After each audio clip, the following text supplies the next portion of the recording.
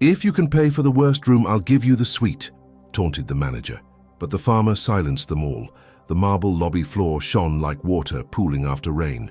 A man in dusty boots stopped at the front desk and slowly took off his hat, as if asking a sanctuary for permission.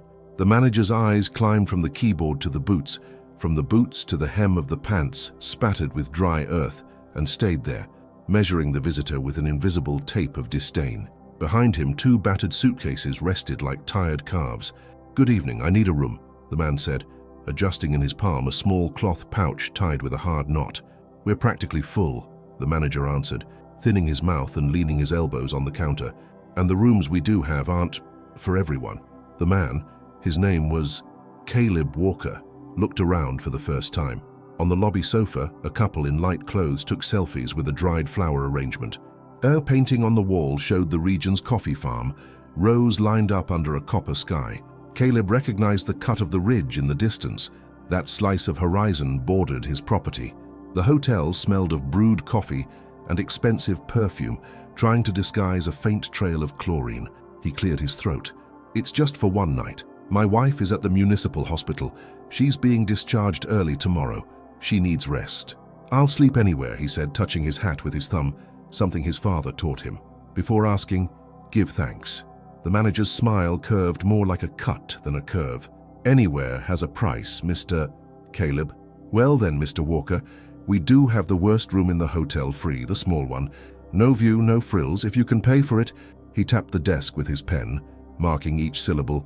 "I'll give you the suite." The couple on the sofa lowered their phone and watched. The housekeeper discreetly adjusting a vase.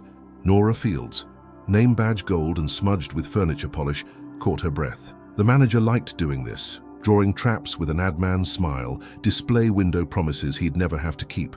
The worst room was a kind of inside folklore.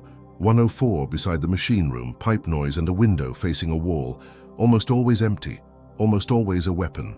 "If I can pay for the worst room, you'll give me the suite," Caleb repeated slowly, like someone writing in dirt with a stick to be sure of the shape. "Manager's word," said the man in the navy tie, puffing his chest. "Twice the daily rate, fees, all that of course. If you can't, I recommend the inn on the corner." Nora fidgeted the rag in the bucket. Her fingers, used to the weight of sheets, gripped the rim until a white line formed on the skin. She had seen others like Caleb bent by the boss's polite irony. And even so, there stood that man with cracked hands, holding a cloth pouch like a talisman. A moral question lit up silently above everyone's head. How much is dignity worth when its price is set by those who never had to buy it? Caleb opened the pouch.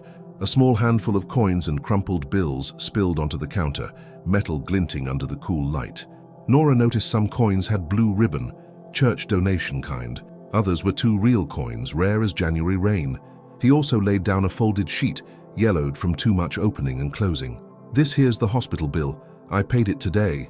And this," he set down another small slip, a gas station carbon copy, "was diesel for my neighbor's pickup that brought me. I don't have a card. This is what I've got, but I have more put away. If you tell me how much, I'll piece it together."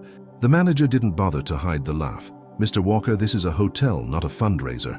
The worst room costs much more than—" His eyes weighed the mess of coins like an auditor. "How much?" Caleb insisted, without raising his voice. "With taxes and everything, 480 Rs. Let's see what you have." Silence thickened. The couple on the couch adjusted themselves, alert. Nora stepped closer, like someone inching toward a cliff out of curiosity and fear. Caleb took a deep breath and began his ritual.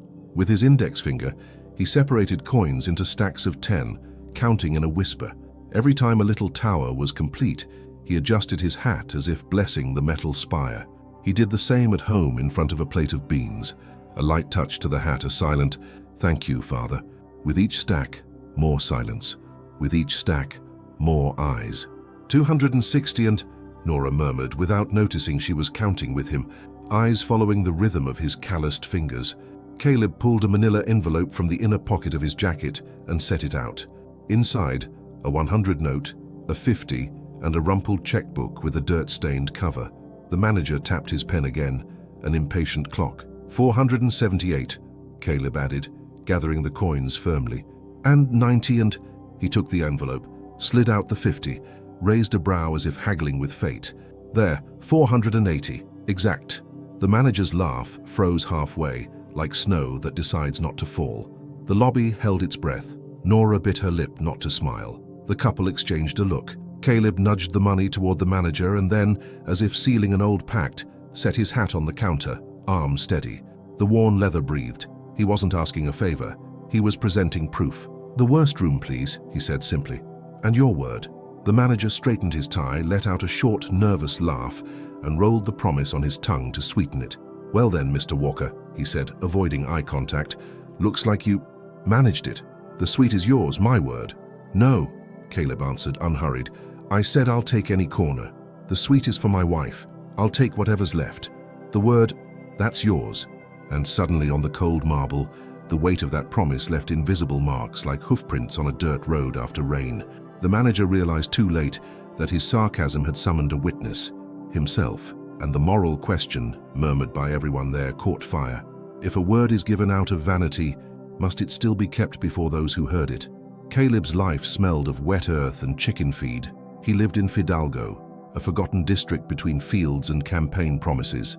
From there to town, it was 49 kilometers of mixed road, half-patched asphalt, half dirt that turned to dust in drought and soap in rain. The farm, small but stubborn as an old mule, gave corn, beans, and a little milk he delivered to the co-op. His wife, Evelyn Walker, kept a yard of herbs and baked cookies to sell at church fairs.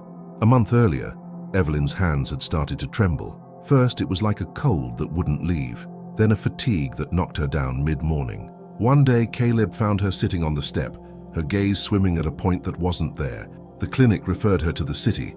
The word admission came into the house through the nurse's mouth and hung there, heavy, with no chair to sit on. The first night at the hospital was a stumble. Caleb slept in his neighbor's pickup because he had nowhere else. The hospital windows were yellow squares in the dark, and inside came the whir of respirators like cicadas. He kept his eyes on Evelyn's window as if guarding the moon. "Tomorrow morning I'll bring you somewhere soft," he promised softly, chin on the steering wheel. He always rose before the sun decided to. He knelt beside the seat under the open sky and, an old habit from his father, poured water over his hands with an aluminum cup above a basin. Not vanity, a right. Wash hands to enter the day. That dawn, though, the water felt heavier. Bills lined up like a row of cattle in drought. Doctor, bloodwork, CT. Caleb had money saved, but it was seed money. Seed is planted at the right time. If you don't plant, it becomes nothing. He did the math with charcoal on the barn wall, as always. On one side, what he had, on the other, what he needed. Then he wiped it away with his hand because walls don't deserve to hold fear. At the co-op, he went straight to the counter of Martha Carter, a woman who wore glasses on the tip of her nose and kept a pencil behind her ear like a feather. "Aunt Martha, I need to advance the corn sale." "But the corn isn't even harvested yet, my dear," she replied, not cruel, just with the cruelty of true things. "I know, I'll sign whatever it takes, but I need it for the hospital." A micro-revelation crawled out then like a creature from under a cabinet and startled him.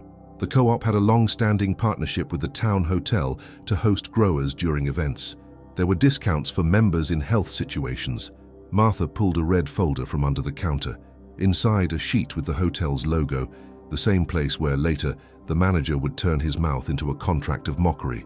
"Take this. It's a formal letter. They have to honor it. See here." She pointed with her painted nail. "Priority service and social rate. It's not charity, it's an agreement. Only thing is there's a manager there who doesn't like country folk with paperwork." Caleb folded the letter carefully and tucked it into his jacket. Doesn't like country folk with paper. He didn't like paper, that promised, and people who didn't fulfill either. But signed paper is a creature with teeth. It bites when needed. He thanked her, touched his hat. Nora didn't yet exist in his story, and the manager's smirk was still only a future rumor. What existed then was Evelyn without sleep, and the need to turn maybe into ready. The second day at the hospital brought the first good news. Discharged the next morning. "She needs to rest in a quiet place, firm mattress," said the doctor. Another woman with glasses. Another sentence that came like water. Caleb decided then he would no longer sleep in the truck. He faced the city with diesel in his clock, streets full of lights that didn't turn off even when they should. On the way, he stopped at a gas station and wiped the dust from the borrowed truck's rear license plate. A simple thing. Make the world see the name of the place you come from. He always did that. Another small ritual from his father. Before entering a new place, Remind the world where you're from, not to apologize, to claim presence. When he entered the hotel, a chandelier hung like a cluster of translucent grapes. The floor gleamed. On the wall, the farm painting. At the counter, the manager. And Nora. Nora was 28, with a 5-year-old son and a mother with high blood pressure. She'd worked at the hotel since 18, when school no longer fit in her wallet. She knew how to undo a sheet like someone untying a sorrow and make it again with the faith of a new beginning. She'd learned that those who carry trays also learn to weigh people's weight by the look. She weighed those in uniform light, those who spoke softly to order 3, heavy. In her apron pocket, she carried a photo of her son, Noah, smiling wide in his daycare uniform, a Sunday afternoon kind of grin. She'd seen that manager promise a suite to a late-paying groom and then invent a regulation to deny it. She'd also seen the same man in the blue tie refuse water to a weary delivery driver because not a guest. But once, she'd seen the manager lift the tray she had dropped by accident and say to the watching audience, "It happens, folks." He wasn't just a villain. He was a man with cracks, and men with cracks sometimes let light through.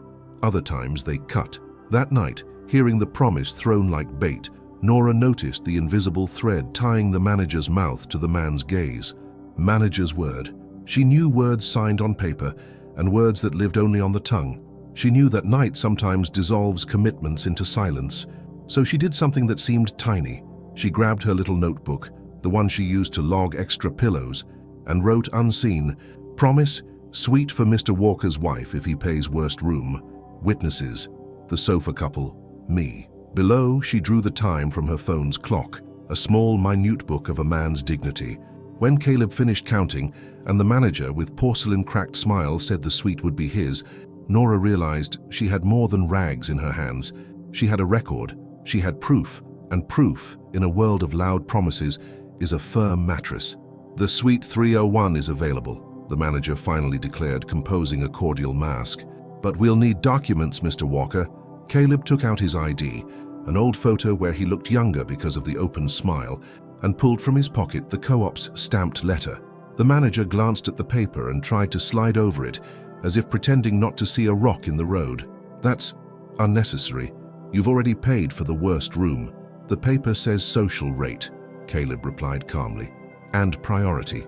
The word priority spun in the air like a helicopter rotor. The sofa couple coughed a discreet, "Ah." Nora stepped forward. "I can prepare 301, sir," she said without asking permission. The "sir" was for the manager, but the courage was for Caleb. The manager nodded stiffly and decided to squeeze the only weapon he had. Rules he wrote on the fly. He asked for a deposit, signatures, a contact number, and if he could, the color of the horse on the day Caleb was born. While Nora went upstairs, mentally listing sheets and pillows, Caleb filled out the forms with letters drawn like seedlings, one by one, carefully. He hated to humiliate letters. Words deserve care.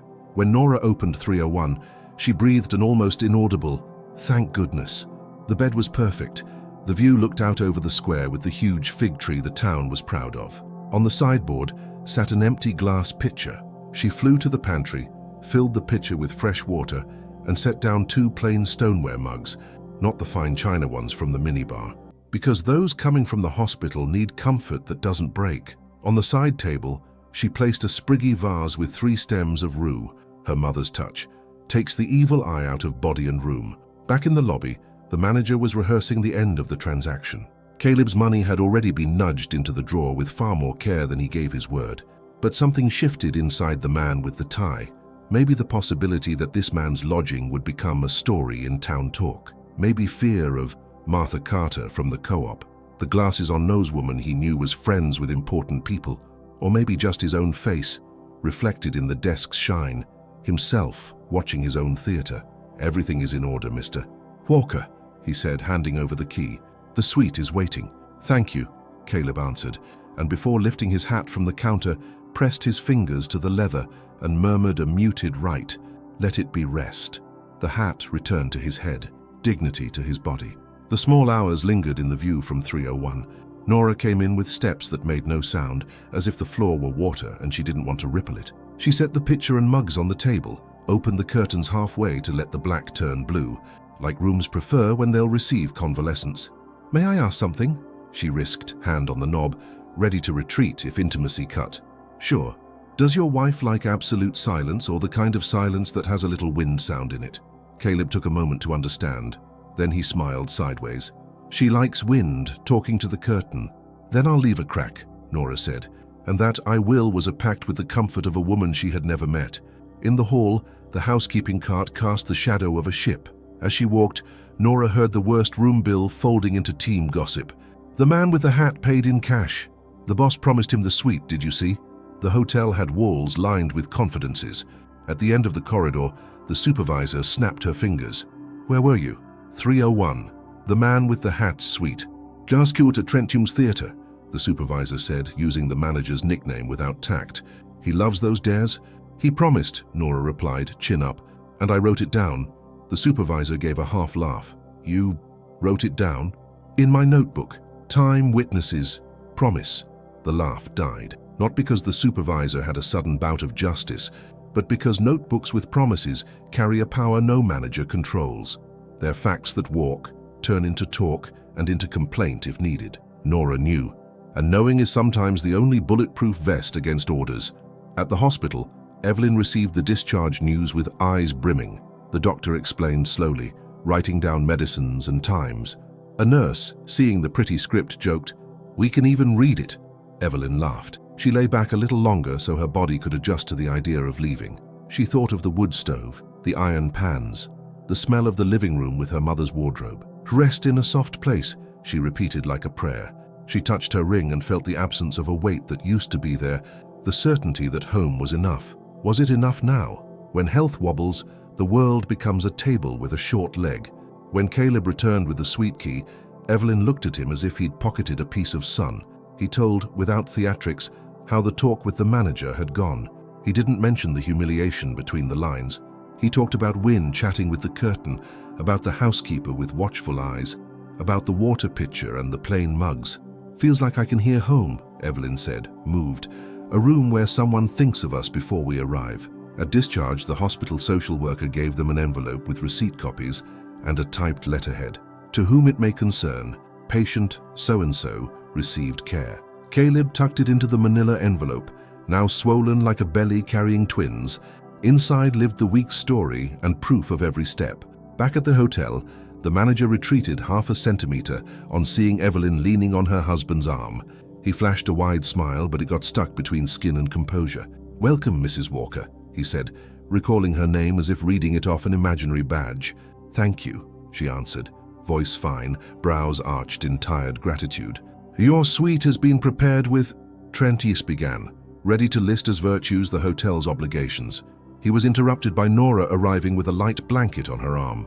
"If you feel cold or too warm, call me," Nora said, pointing to the extension number on a slip. "If you need tea, I'll make it in the pantry. Chamomile, lemongrass, lemon balm. Today I have fresh lemongrass." Evelyn's eyes lit. True hospitality doesn't shout, it leans in. The first micro-revelation that would bend the story didn't come as a stamped letter or a phone video. It came as a sound, a metallic hum coming from the corridor's end in early afternoon.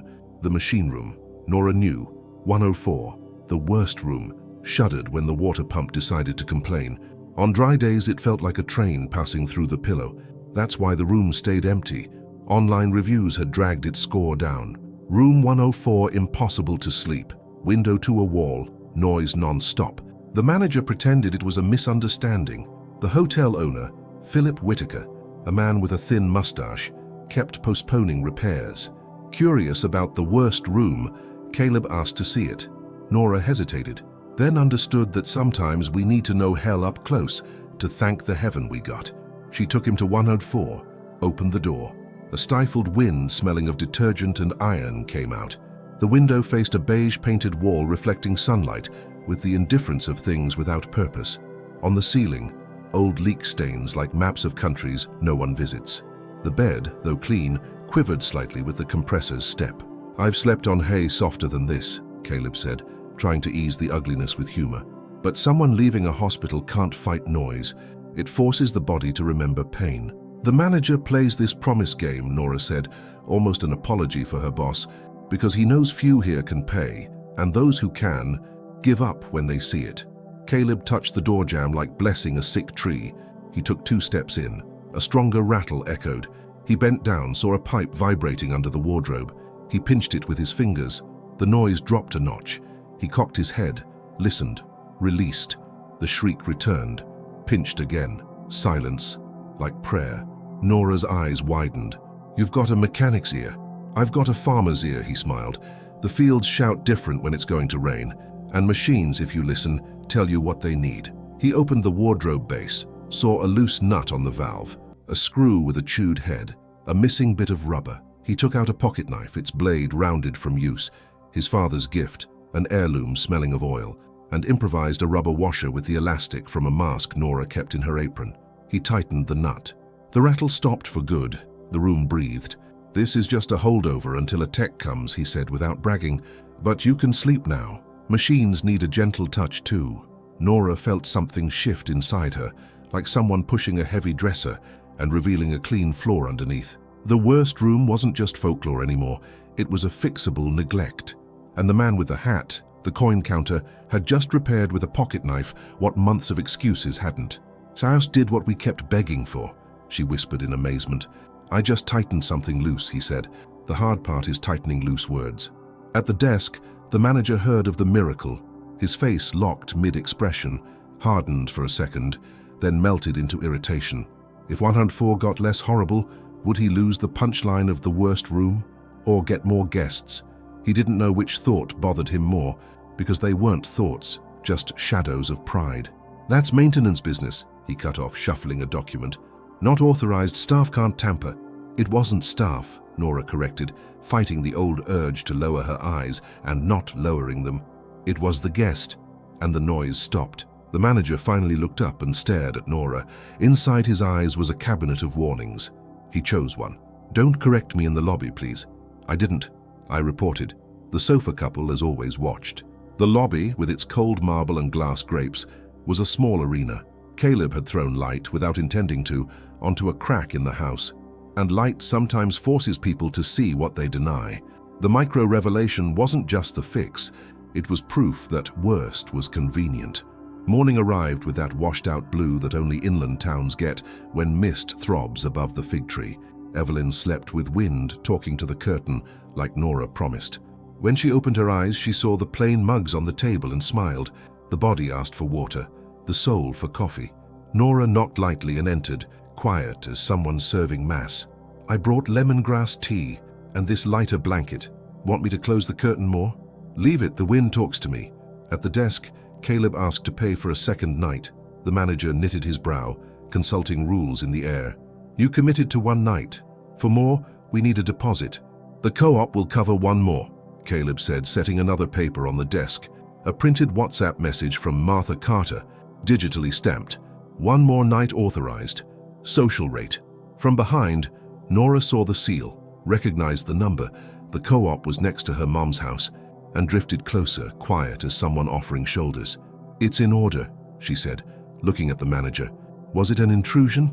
"Yes, but also a rope tossed into a river." "Employee Nora, back to your section," the manager replied, anchoring authority in his voice. "I'll handle the counter." The word employee dropped like a rock in the stomach. Nora swallowed. She turned her back, obedient, but let a line slip that wasn't in Fear's script. "I wrote down the promise last night, sir." The manager pretended not to hear, but he heard, because written promises become mirrors. That would be the day when outside pressure arrived, not as rumor. The hotel owner, Philip Whitaker, was coming for an afternoon supplier meeting, and when he came, he liked surprise inspections. He loved pointing out dust motes no one else saw and turning them into sermons about standards. He also liked praising in public, then cutting hours on paychecks later. Trent, the manager, had with him a dog and master dynamic, performing tricks for a pat on the head. At 11, the co-op called. Nora answered the front desk line. The phone rang while the manager was in the storage room looking for a non-existent form, and recognized Martha Carter's voice. "This is the co-op. Mr. Walker's situation is priority, okay? The agreement you have with us says that. If the manager wants, tell him I'll stop by." "Okay, Mrs. Carter," Nora said, pulling the pencil from her pocket to note it in her notebook. "I'll tell him." When she hung up, something rearranged inside again. Another heavy piece moved to reveal a clean floor. She could be a bridge. She didn't have to be just the one who carries pillows. She could carry bridges. The catalyst, however, came through another channel. In the afternoon, after lunch, Nora took up on a tray rice, beans, shredded chicken, home food, not minibar. Evelyn asked to sit by the window. Caleb fluffed the pillow, set the tea in her hands, and opened the window another finger. That's when a familiar voice exploded in the corridor. "This is embarrassing." It was May. Philip Whitaker, the owner, a presence that filled the space. Room 104 still vibrates. "I saw a new review online yesterday. Impossible to sleep." "What are you doing, Trent?" "Sir, maintenance." "Maintenance is what I pay for, Trent. I pay to fix, not excuse." Caleb cracked the suite door. Nora, coming the other way, froze in the hall like a sparrow spotting a cat. She looked at Caleb, looked at 104. Caleb nodded. "Now." "Mr. Whitaker," Nora said, voice low but firm. "Yesterday the guest in 301 stabilized the pipe with a little rubber. The noise stopped. It just needs a washer and a nut. I can show you." Whitaker turned, dropped his tone. "A guest doing maintenance? Is that our look now? A guest who listens to machines," Caleb said, stepping into the light, hat in hand, without provocation. "I just gave it a stopgap until your tech comes with parts." Whitaker faced eyes that don't bluff. He had seen that same look in different men, those who plant without a guarantee of rain. He breathed slower. Nora slipped through the opening. "And there's something else, sir," she continued, taking the notebook from her apron. "Yesterday in the lobby, Mr. Trent promised a suite if the guest paid the worst room. He paid. His wife is the patient in 301. I wrote down the time, the witnesses. The co-op called this morning confirming the social rate. It's all here." She opened to the page, rounded letters, time, the word promise underlined. Whitaker read. Nora's hands sweated. Caleb kept his jaw firm. Inside 301, Evelyn listened to the wind talking to the curtain, not knowing that outside another, rougher breeze was sweeping dust from under furniture. "Trent," Whitaker said, each syllable a plank set down, "did you turn into a betting boy?" "It's engagement dynamics, sir." Trent had tried, gift-wrapping embarrassment in jargon. "Dynamics is paying what you promise," Whitaker cut. "If you promised, keep it. And if our 104 is a joke, fix it, today." External pressure wasn't just voice. It became calendar, budget, risk. Trent staggered inside. His reaction was old. Find a weak link to punish. He looked at Nora like she was a loose button to snip. "You working the front desk now?" he snapped. "I'm working for those who need rest," Nora answered, surprised at her own courage. "And for the hotel that says it keeps its word." Whitaker arched an eyebrow. People in the hall began finding reasons to be right where they were, so they wouldn't have to move. From inside 301, Evelyn sensed the air change texture. Caleb touched his hat and made a silent "thank you" to no one, or to courage that visits when you decide you've had enough. "Gentlemen," he said simply, "I don't want trouble. I just want my wife to rest. I paid. You promised." She wrote it down. "I brought paper from the co-op. If 104 is the problem, I'll show exactly where I tightened it until the part arrives." Whitaker looked at that man and, in a brief flash that sometimes reaches those used to commanding, understood something. Once a word leaves your mouth, you don't boss it around anymore. It chooses its path, and it, here, had chosen to live in a housekeeper's notebook. "Nora," he said, changing tone like switching gloves, "brew coffee in the pantry. Strong. And call maintenance. 104 sleeps quiet tonight. Trent, my office after, and you..." He looked at Caleb. "Thank you for listening to our house." Caleb nodded. Nora lowered her eyes out of respect, not fear. Evelyn exhaled, her shoulders unclenching. The curtain wind said something only she heard, and for a moment the promise stopped being a trap and became a path. The patch-up of 104 turned into a war operation. Nora ran with rags and buckets. The maintenance tech, Mason Ortiz, a skinny guy with a wrench tattoo on his wrist, arrived with a toolbox and the air of someone apologizing for existing. "I've been talking about this washer since March," he murmured, more to himself. In 30 minutes the nut was replaced, the washer swapped, the pipe aligned. The room breathed again, now without the asthma that kept it from being a room. When the noise died, Whitaker appeared in the doorway, tested with his ear, clapped like cutting a ribbon. He asked Nora to put in fresh flowers. "Flowers don't cover noise," she answered, sweetly insolent. He smirked. "Today they cover victory." But the day held another pressure, the supplier meeting. One of them, a man in a light dress shirt, leather briefcase, and a look that calibrates interest rates. Evan Brooks. A bank rep forever offering credit lines for renovations that never came. Whitaker needed to please him. The hotel needed breathing room. Trent knew it and knew the public humiliation earlier could become a private firing later. So he picked his battlefield, the co-op contract. It was the only paper he could use to slide guilt off his chest and onto a bureaucracy he'd pretend not to know. "Philip, about this social rate," Trent began in the office, away from hallway eyes. "The co-op uses it to dump cost on us. These people show up with paper wanting to be crowned. Today this Mr. Walker paid. Tomorrow they'll want free coffee. We'll turn into the corner inn." Whitaker scratched his mustache. Trent's wounded ego was looking for petting, but Whitaker had seen Nora's notebook page. He'd seen the pocket knife improvise a washer. He'd heard 104 silent. He'd felt for a rare moment that management is also recognizing when the floor isn't just flooring, it's story. They're members. "The co-op fills this hotel during the fair," he said. "Signed paper counts. We win when we keep our word. We lose when we lie." "I didn't lie," Trent protested, offended by the word. "I joked. To motivate." "Motivated what?" The question fell heavy. "Your pride." Trent bit his lip, swallowed the iron taste of biting one's vanity. He promised himself he'd find an edge to make Nora trip. Not soap opera villainy, just smallness. And smallness, when hurt, scratches. In the corridor, Nora shut 104's door with the care of putting a child to bed. She returned to 301 with tea Evelyn had been wanting. Just by thinking of it, steam rose like incense. "Feels like a miracle," Evelyn said, looking at the town through the crack, the wind teasing loose hairs from her bun. "Miracle is when you find the right pocket knife," Nora replied. "The rest is parts." Caleb thanked her, touching his hat, a gesture that never tired, because it wasn't flattery. It was his way of saying, "My hands know and recognize yours." Then he opened the manila envelope and pulled a paper he hadn't shown anyone.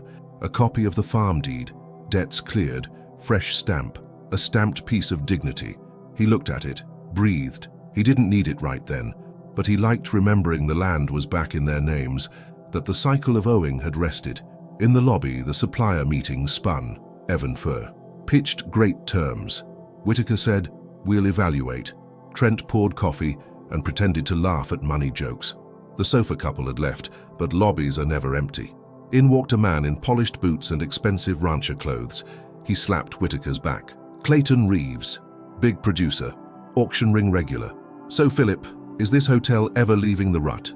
He prodded loudly, unashamed as someone who thinks he owns the volume knob. "We're always improving," Whitaker answered in the polished tone of one who knows he needs but doesn't want to beg. "Improving?" Clayton pointed at the painting. "That's shots of Sabia Hill. I loaned it. Put it up so folks remember we've got big people here. Without us, you're a little boarding house." He hadn't meant to hit Caleb with that, but he did, right where it hurts, where you know there's an unwritten pecking order. Nora, passing with the tray, almost dropped the mugs, so the co-protagonist chose agency, not just to be a foil. She crossed the lobby and set on the men's table a paper that wasn't an invitation. It was a mirror. "Sorry to interrupt. This is a copy of the agreement with the co-op," she said to Whitaker, leaving it where Clayton could read too. "Social rate for members in health situations. Thanks to them, many times, whether empty or full, we keep the hotel standing, and we're honoring it." Clayton pulled a face. "And what do I care?" "You care because you're a guest when you need to be," Nora said, her sir carrying steel and flour. "And you pay rates like everyone else. The difference is today the word given at the desk was kept. 104 stopped yelling, and 301 has a window where the wind talks. That's the minimum, but it's rare." Nora's agency lit a corner of the room that usually only saw dust. Whitaker looked at her in a new way. Trent logged another reason to resent her that day. Evan hid a smile. Hotels that keep their word make payments. There was an invisible economy moving here with the rarest currency, respect. At day's end, as the sun lay down on the lobby glass, Evelyn asked to go downstairs. She wanted to sit 5 minutes where things happen. Nora set a chair by the fig tree. Caleb stood beside her like a wooden door that protects without boasting. People came and went. A boy stopped and pointed. "Mum, look at the hat." The mother smiled, gave a gentle tug. "Don't point, honey." Evelyn chuckled softly. That tired, happy laugh was the music Caleb had waited for all week. 2 cleaners passed, whispering, "They say the manager's going to find a way to take back the promise." Nora heard, widened her eyes, looked at Trent behind the desk that now looked taller than before. His gaze crossed hers.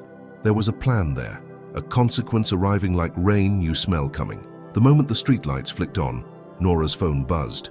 A staff group message. From now on, all upgrades require written approval from management. No oral promises. Trent. A second message private to her. Manager's office now. She went and stepped into a place where the walls had ears and the ears teeth. You think it's cute exposing me in front of the boss? Trent began, words hopping out as if he spat pits. I think it's right to keep what you promise, Nora answered, breath high but steady. Right is following hierarchy. Right is knowing your place. My place is where the truth was said, she shot back. And it was said at the desk, not in your office. He laughed sideways, bit his lip, folded the new procedure paper as if folding a snare. You're suspended from the desk, back to the floors, and watch that notebook. It looks bad, works like a rumor, and rumor doesn't sleep in a good bed. Nora thought of rent, salary, her son Noah, and her mother's blood pressure. Courage makes noise, but survival whistles louder. She lowered her eyes, said, "Yes, sir," and left. In the hall, she stuffed the notebook into her pocket and squeezed the fabric like cradling a hurt bird. Could she lose a job over a notebook? Yes. But losing herself to a "yes, sir" was a kind of firing too. In 301, Evelyn slept. Caleb washed his hands in the bathroom basin, letting the water fall slowly. His morning and night ritual adapted. He touched his hat, gave thanks. He didn't know the ground outside was changing texture. He didn't know that the next morning there would be an argument in the lobby with outsiders watching, phones out, and the truth, that slippery thing, would finally stop slipping. He didn't know the manager's word would be weighed on a scale before everyone. He didn't know his pocket knife would appear on video, but he knew, like a farmer's ear knows, that rain was coming. The air has a smell when change approaches, and that night smelled like earth waiting. The next day broke with wind-fraying clouds. Nora woke to a notification. Double shift due to a municipal event. The lobby would fill with people, microphones, mayor, councilmen, photos for socials. Tourism economy was the theme. A hotel full of audience is a hotel with truth running down the walls. Caleb went down early for breakfast to take up to 301. On a long table, white cloth, trays of fruit, breads, cheeses. He grabbed 2 slices of corn cake and a cheese roll that reminded him of home. Nora appeared, shadows still under her eyes, and filled a small thermos with coffee, the one the pantry brewed just for staff, more honest than the silver urn. This one keeps folks standing, she whispered, handing him the thermos. Real coffee, he said, inhaling and tipped his hat. They're almost conversation by now. The program started. The mayor spoke. A secretary cited numbers. Whitaker thanked everyone. Trent handed out smiles that stuck like stickers on wet walls. Not at all. In a corner, Evan tallied risks and opportunities. Clayton laughed loudly at some inside joke, used to being his own audience. At 10:20, an unforeseen thing became a catalyst. A local blogger, one of those who live stream everything, stopped at 104, opened the door without ceremony, open for inspection since morning, and said live, "They used to say this was the worst room, but it sounds quiet, huh?" Behind him, Stuart Mason, the tech, explained, unaware he was live. "A guest yesterday rigged it until the part comes, tightened a nut with a mask elastic, killed the shake. The mic caught it. The internet heard. In seconds, comments lit up the stream. Who was the guest? Trent. Explain the promise. So the hotel only works when a guest does maintenance." Trent felt his phone vibrate inside his blazer like a racing heart. From the desk, he saw Disaster walk toward him holding a camera. The blogger jogged into the lobby, mic thrust forward. "Is it true the manager promised a suite to a guest if he paid for the worst room?" The scene pulled people like a magnet. Nora felt her blood warm. Whitaker straightened. Clayton approached with the grin of someone who loves to watch a fight that isn't his. Evan pretended to check his watch, but shuffled half a step closer. From 301, Evelyn woke to the commotion and asked Caleb to take her to see the world. They came slowly, respecting her body, the hallway opening to let them through. Trent coughed a mistimed "good afternoon," tried to paint calm. "The hotel has clear policies for upgrades," he promised, Nora said at his side, hands on her apron, notebook heavy in her pocket. "I wrote it down. Time and witnesses." "Employee, please." Trent tried, but this time employee slid, lost friction, and hit the floor, showing what was underneath. Subordinate, who must be quiet. People heard the word behind the word, and they didn't like it. Caleb, who rarely interrupted, took half a step forward. He didn't raise his voice, but truth, when it isn't defended, learns to speak loudly by itself. You promised, sir. I paid with coins and wrinkled bills. She wrote it down. The owner saw it. The co-op sent paper. My wife slept with the wind in the curtain. 104 stopped yelling.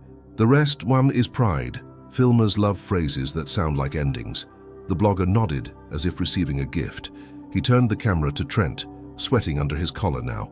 Do you confirm the promise? He pushed. Trent felt his career and pride arm wrestle. He chose reflexively the sly, lighter lie. I said it jokingly. A service dynamic. The guest took it out of context. That's when the bigger micro-revelation, one prepared in silence until its hour, threw the doors open with both hands. Nora pulled out her notebook, and something else. A small sheet she hadn't shown anyone. The night before, after the tremor of being suspended from the desk, she had walked past the co-op and found Martha Carter locking up. She told her the story. Skilled at turning favors into documentation, Martha had printed an addendum for her, with another signature and 2 lines that changed everything. The rate agreement with the Fig Tree Hotel includes the commitment to serve members with priority and to guarantee accommodations compatible with post-discharge rest. Any refusal must be formalized in writing. It had date, time, stamp, initials. Nora tucked it into the notebook like planting a good seed, waiting for the time to sprout. It wasn't a joke, she said, opening the letter. It was a promise made before third parties, and we have a signed agreement with the co-op. If you refuse, you write it. If you promise, you keep it. The blogger brought the camera close to the paper. Whitaker took it, read quickly, nodded. The mayor, who had returned to fetch a forgotten umbrella, sniffed trouble, walked in with a politician's smile. The lobby had become a courtroom. Evelyn, leaning on Caleb's arm, rested against a column, breathing evenly. The curtain wind seemed to have followed them, soothing nerves. Trent, write, Whitaker said plainly. Write that it was a promise. Write that it was kept, and apologize to the staff and to the guest. Today, now. The camera caught the dry swallow. It also caught a flicker of humanity passing over Trent's eyes like a cloud, the recognition that the fall couldn't be avoided now. He grabbed letterhead, his hand shaking with a sad anger, and typed, I acknowledge that on XXXX at 8:15 p.m. I promised, upon payment for room 104, to grant a suite to the guest, Mr. Caleb Walker. The promise was fulfilled. I apologize for the discomfort caused to the team and to the guest. He signed. The ink faltered on the last letter. The blogger filmed. The mayor cleared a very good. Evan thought, these people pay, but consequence didn't stop there. Justice likes to walk a little further when it finally finds paved road. Nora, voice trembling for good and bad, added, and about 104, note as well that emergency maintenance was performed today and that renovation is scheduled. That also needs to become paper. Whitaker looked at her with the respect of someone who finally sees the missing piece in the machine, a person who keeps words from wobbling. Note it, he repeated to Trent. And Mason, sign too. Mason signed, wrist tattoo steady. 104 silent, seemed to give thanks. The impromptu assembly began to dissolve. The blogger ended his stream with, today turned out well. The mayor shook hands. Clayton said, yeah, we had a show today. Evan mumbled about governance. Nora went back upstairs with her knees for a heartbeat. Caleb, with Evelyn on his arm, walked slowly to the fig tree. I'd like to wash my hands, he said, almost asking the day permission. There's a spigot there, Nora pointed with a smile. Thin stream. By the fig tree at the simple spigot, Caleb repeated his ritual in public for the first time, poured water into his palms, rubbed slowly as if combing memories, and lifted his face to the wind. It wasn't showing off. It was an offering. Nora looked at Evelyn. Evelyn looked at her husband. The whole town, if it had paused, might have seen, when hand-washing stops being solitary gesture and becomes a shared rite, the world shifts half an inch for the better. News of the guest who fixed the worst room and got the suite on a word hit the WhatsApp groups with the speed. Just things have when they find an audience. Did you see the video? The housekeeper who wrote it down. Brave woman. The manager apologized, can you believe it? The hotel became a metaphor for a day. Metaphors are dangerous for control lovers. They multiply in readings. For some, it was the victory of simple folk over city snobbery. For others, proof the town still knows how to keep promises. For Nora, a reminder that notebooks save. At dusk, a van pulled up. 3 co-op reps stepped out. Among them, Martha Carter, glasses on the tip of her nose, and the tired smile of someone who receipts the world from early on. In her folder, she carried a proposal months in the making, but urgent that day. Expand the agreement with the hotel, including technical visits to rooms to improve member comfort. Whitaker welcomed them into his office. Trent, summoned, came in with his tie strangling him more than ever. Today's case reminds us why we formalize, Martha said, not harsh, but with the weight of sentences that aren't for decoration. We want promises to live on paper, and we want rooms to be quiet. We brought a schedule of fixes starting with 104. Whitaker breathed like seeing a boat that could be plank or shipwreck. I agree, he said, and I apologize to the co-op. We'll comply. Me too, Trent ventured, staring at the folder, avoiding eyes. I overdid it. Excess belongs on paper too, Martha replied, crisp with a hint of a smile. When we write sorry, the world understands the language. Just then, Nora knocked, asking permission, balancing a tray with real coffee, the pantry kind, no silver. If a conversation has word, it needs honest coffee, she thought. Whitaker waved her in. As she set the cups, Nora noticed a paper she hadn't expected on the desk, a reassignment of duties memo with her name. Trent, quick, tried to cover it with the folder. Too late. Nora's eyes read it in a second. Return to floors, prohibited from front desk until further notice. A punishment with a varnish of reorg. This is for writing it down, Nora asked. No shouting, just the fine saw of the right question. Silence for a beat. Whitaker looked at Trent. Trent looked at his fingernail. Martha took her glasses off the tip of her nose, wiped them with a cloth, put them back, looked at Nora. Is it for remembering that words exist? She finished, sweet and sharp at once. Whitaker did what leaders sometimes take too long to do. He chose a side at the risk of losing the other. He tore the paper, not theatrically, no confetti. He tore it like someone ripping a bad seam to make a better stitch. Nora stays where she wants, he said. If she wants the desk, the desk. If the floor's the floors, and starting tomorrow, I want that notebook turned into procedure. Promise made, promise written. Time, witnesses, signature. If we don't keep it, paper to explain. Trent swallowed a stone. His pride's skeleton cracked inside. He saw in a flash the place he occupied no longer have the floor it used to. It tasted bitter, but something else migrated across his face, discreet as a bird alighting when no one's looking. Relief. The burden of sustaining I'm in charge theater slipped out a side door, and for an instant he thought of his little boy he hardly saw, and his wife who'd said, another night, you're only kind when you have an audience. The office door opened. Caleb came in, hat in hand. Evelyn waited in the hall, seated, fig tree wind etching her skin. I came to say thank you, Caleb said, to all of you, to the lady, to the owner, even to the manager, because apologizing isn't easy. I also came to return this. He pulled a check from the manila envelope, wrote it there in a silence that was music. Fig Tree Hotel, $480, donation. He signed with the handwriting of someone who draws fences. It's the amount you said yesterday, he explained, looking at Trent without anger or superiority.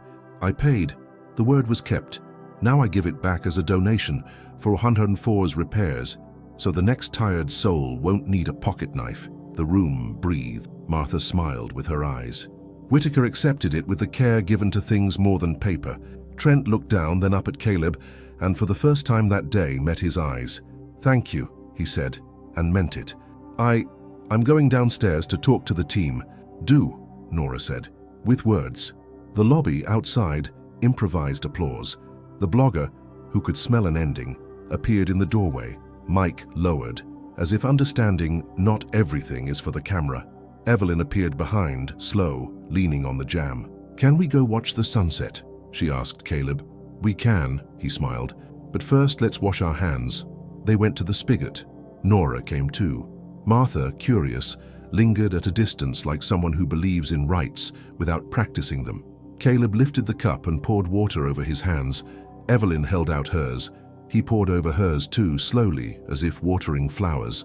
Nora, a bit shy, held out her hands and felt the thin stream. It spread. Mason showed up and washed his hands too, laughing. The fig tree's wind made a sound like a page turning. Back in the lobby, Trentin stood at the desk, staff in a semicircle. He reddened, seeing eyes turn to him. He swallowed, spoke. "I was wrong," he said, the sentence seeming bigger than his mouth. "A promise isn't entertainment. I treated it like that. I shouldn't have. From today on, what we promise here we write, and we keep it. If we can't keep it, we don't promise. And 104 is my personal commitment to stop being folklore and go back to being a room." The staff, incredulous, didn't clap by reflex. There was a beat of silence. Then Nora made a very simple gesture worth more than applause. She walked up and offered the manager the cup of water. He hesitated, then washed his hands. The public climax had no shouting, no smashing. It had word turning into thing, paper turning into bridge, ritual turning into future. Sometimes that's how you beat the world's noise, by making meaningful quiet. That night the hotel felt different, not because the chandelier shone brighter or the coffee improved, the pantries did rain, but because the air had less noise. Evelyn fell asleep early, a whole sleep without waking to hear machines. Before leaving, Nora stopped by 301 and quietly left a note. "If you need tea, call me, even off hours. N." She drew a tiny sprig of rue, stubborn hope. Caleb went down to the lobby like walking his own porch. Trent has waited at the desk. "I'll drive you to the co-op in the morning," the manager said. A timid offer he'd have considered beneath his position months earlier. "And sorry again." "You're forgiven," Caleb said, "but write it down for yourself too, for the next quiet lobby." Trent gave a small smile. Nora passed by, trading with Caleb a nod that said more than words could in a whole conversation. In his office, Whitaker opened a spreadsheet and began listing rooms and fixes in the order. Mason's ear and Nora's notebook dictated. 104 already had a date for a new window that would give, if not a pretty view, at least the sky. The co-op agreement, revised, gained a paragraph. In case of the need for post-discharge rest, prioritize the quietest available accommodation regardless of category. Before going upstairs, Caleb stopped at the fig tree. The spigot dripped as always. He took off his hat, ran his hand along the brim and did something he never did, left it in the tree's shade for a moment, like hanging a trophy, but without metal, hanging a rest. "Thank you," he said aloud this time. The wind answered with a rustle like laughter. Next day, Evelyn came down slowly, stronger than before. Staff made way. Nora hugged her carefully. Outside, the town smelled the same of bread and diesel, the same Monday hurry. But for them, the world had gained another inch of breathing room. They got into the neighbor's truck that came to pick them up. Whitaker brought a sack with pantry cheese rolls and an envelope with the new written procedure, signed, "Promise made, promise written. This is for you," he told Evelyn, handing it over. "To remind us we learn from those who arrive, and to remind me that a hotel is people too. People with rooms and words," she said with a small smile, "the kind that stays." As the truck drove off, Nora stood in the doorway like someone watching the road to make sure it doesn't swallow those we care about. Mason came to stand beside her, hands clasped behind him. "We tightened the right nut, Nora," he said. "We tightened the word," she corrected, laughing. The rest was tools. Back at the farm days later, Caleb got up before sunrise, as always. He washed his hands with water from the basin. The old gesture, the rite returned home. But something had changed. He brought 2 cups to the porch. He poured water over his own hands, then over Ina's, Evelyn Dyer's, E's. She laughed at the novelty. "Now this ritual is ours," he said. "Some days we wash to remember work. Today we wash to remember rest." He tacked a new manila envelope to the kitchen wall. Inside, the usual papers plus some he started keeping. Nora's note, a copy of the co-op letter, and a printed screenshot of the blogger's stream that a nephew showed him, with comments like, "Kept what he promised. Good to see." Not out of vanity, out of method. He understood, like learning a pruning technique, that proof is fertilizer too. In time, the story became a small town legend. 104 got a new window that some late afternoons let the sky invent colors. Trent learned the hard way, to apologize without an audience. Nora was promoted to guest experience supervisor, not by favoritism, but because she gave the hotel the procedure it lacked. When Whitaker crossed the lobby, he sometimes washed his hands at the spigot before entering his office, without saying why. Mason. Tattooed next to the wrench, a little nut. A reminder that sometimes the minimum moves the world. And when the co-op scheduled the annual producers gathering, The hotel now received people like Caleb, with the silence rest requires. On the lobby wall, beside the Sabia Hill photo, a small black and white picture appeared, uncaptioned, hands being washed under a spigot. Those who knew, knew. Those who didn't, maybe learned. Sometimes when the afternoon brushed the porch lightly, Evelyn would ask just to hear the story again. And if he hadn't kept it, his word would have lain like a loose stone in the path, Caleb answered slowly. We'd trip on it every time we walked by, but we had paper, witness, and a notebook. We'd have steadied our step another way, because when a word fails, what holds you up is what was written, and who saw. Evelyn rested her head on his shoulder, listening to the wind begin its conversation in the porch curtain. The old dog stretched at their feet, as if he understood the afternoon had reached the right point. You know what I learned there, Caleb went on, is that a promise is like a pipe nut. If it's loose, everything vibrates. The house, sleep, us. When you tighten it, the world goes quiet in the right place. Nora tightened it with a notebook. The owner tightened it with courage. Even the manager tightened it with an apology. And us, with our calm, we tightened it with proof. And if nobody wanted to tighten it, Evelyn teased, half joking, half testing the seam of fate, we'd have tightened it anyway, he said, because dignity doesn't depend on a front desk's goodwill. It depends on how we arrive and how we leave. We arrived counting coins without bowing our heads, and we left leaving the spigot fuller for the next ones. Evelyn laughed softly, that laugh that seems to bless a room. Sunlight hit the wall and lit for an instant the manila envelope hung by a nail. Inside, the proofs. A note with a doodled sprig, a stamped letter, a copy of the new procedure, and the black and white photo of hands underwater. A memory that needed no caption. So that's what we learned? She asked, just to set the sentence in the right place in memory. That's it, he said. A word holds when it finds an ear, an eye, and paper. And when it doesn't, we offer them. And the best rest is the one that doesn't weigh on anyone. They sat in silence, the kind of silence with a little wind noise in it. In the shed, a chicken scratched with method. Far off, a tractor spilled a gentle rumble. Caleb stood, picked up the aluminum cup and filled the basin. He washed his hands. Then, with the same ceremony he'd learned at the hotel, he poured water over Evelyn R's hands. She opened her palms like someone receiving a blessing. For the nights that have been, he said, and the ones to come, she finished. The curtain fluttered. The water fell in thin threads. And there, on the simple porch of a farm that once again fit both of them, the world gained, once more, that extra inch of space where we breathe better. Because in the end, the whole story fit a lesson that needed no sign. Where the word is tightened in the right place, even the worst room learns to be quiet, and rest finds home.